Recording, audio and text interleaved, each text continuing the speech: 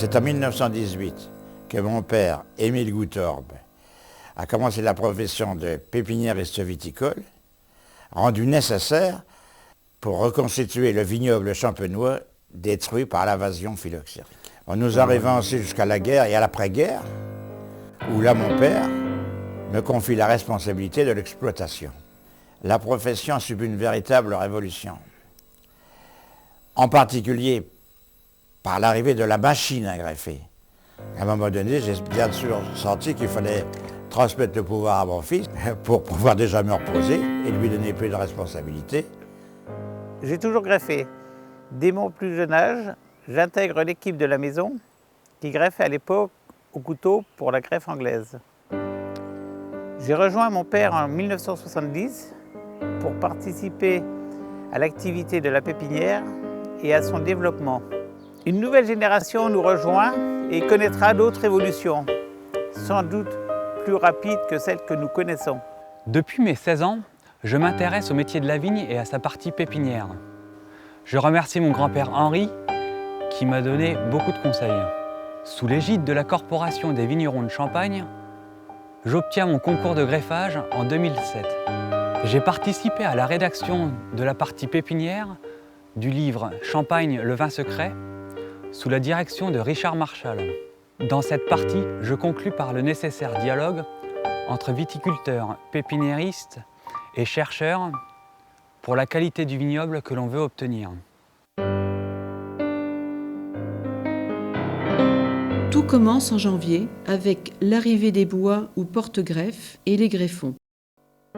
Parlons tout d'abord du porte-greffe, le 41B, obtenu en 1882 par Millardet et Grasset, par un croisement de Chasselas et Berlandieri, très implanté en Champagne pour sa bonne résistance au calcaire actif.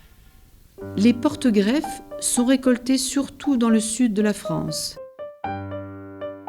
Tous les porte-greffes qui poussent en France sont obligatoirement certifiés indemnes de virose et contrôlés par France Agrimaire. Ils portent une étiquette bleue.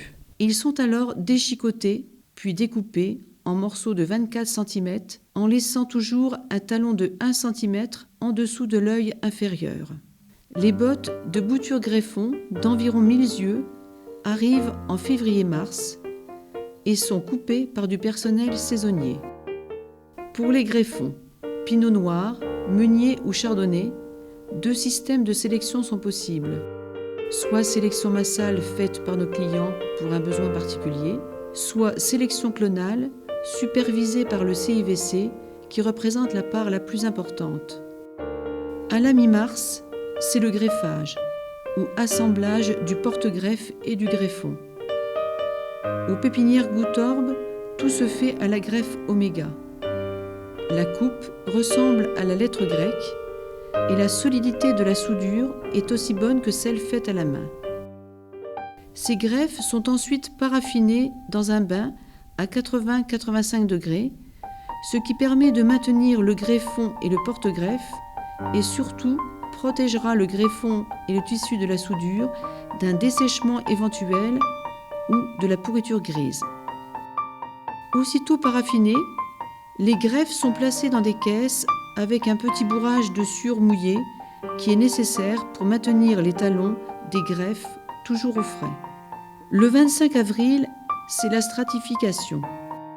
Les caisses sont mises en chambre chaude avec une température de 30 degrés pendant 2 jours, puis ensuite à la température un peu moins élevée et à l'abri de la lumière dans une atmosphère chaude et humide. Le callus, ou cale de soudure, se forme alors et apparaît. Ensuite, c'est l'acclimatation des greffés soudés à la température ambiante avant la plantation. Les greffés soudés sont alors décaissés et reparaffinés pour protéger les callus du dessèchement au cours de la plantation. Mi-mai, les plants sont piqués en terre sur paillage plastique dans un terrain meuble assez humide sans excès, s'échauffant vite et se ressuyant facilement et toujours situé près d'une source d'eau.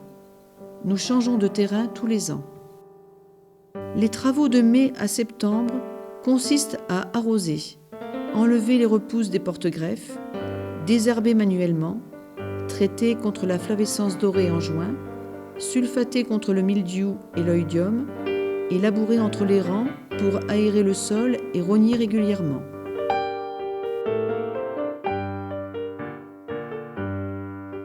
Mi-novembre, aussitôt les premières gelées et la chute des feuilles, une fois que la sève est redescendue, l'arrachage peut commencer. La machine soulève les greffes et les rassemble en bottes. Une personne assise sur la machine la récupère et dépose ensuite derrière elle la botte qui sera chargée dans des palox avant de revenir dans les installations de triage. Le dernier travail consiste à trier les plants et éprouver la soudure. Le bon racinage est vérifié.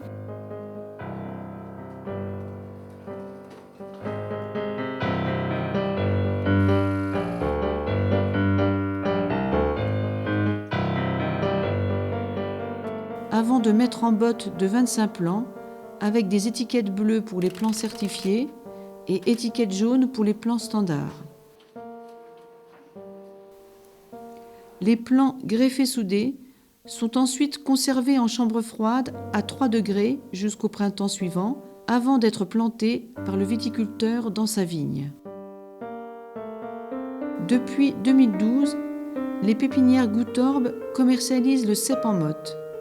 Ce système de protection du plant avec du terreau fertilisé, maintenu par un film d'amidon de céréales, a un effet stimulant pour un meilleur enracinage et un bon ancrage au sol. Le cep en motte est un outil original qui aide la tâche du viticulteur. Le viticulteur devra penser à faire un ourlet pour aérer le plant.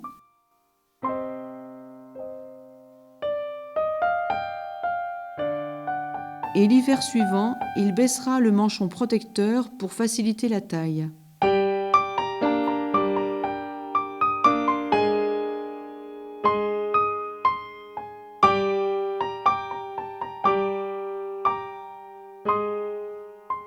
Depuis 1993, les pépinières Goutorbe offrent aux viticulteurs la possibilité de planter avec la machine Wagner, dont le mécanisme a été adapté au vignoble champenois, ou proposent la plantation à la main avec leurs équipes de planteurs. Ceux-ci mettent en place les plants selon l'écartement et l'alignement choisis par le viticulteur, qui devra prendre soin de sa jeune plantation.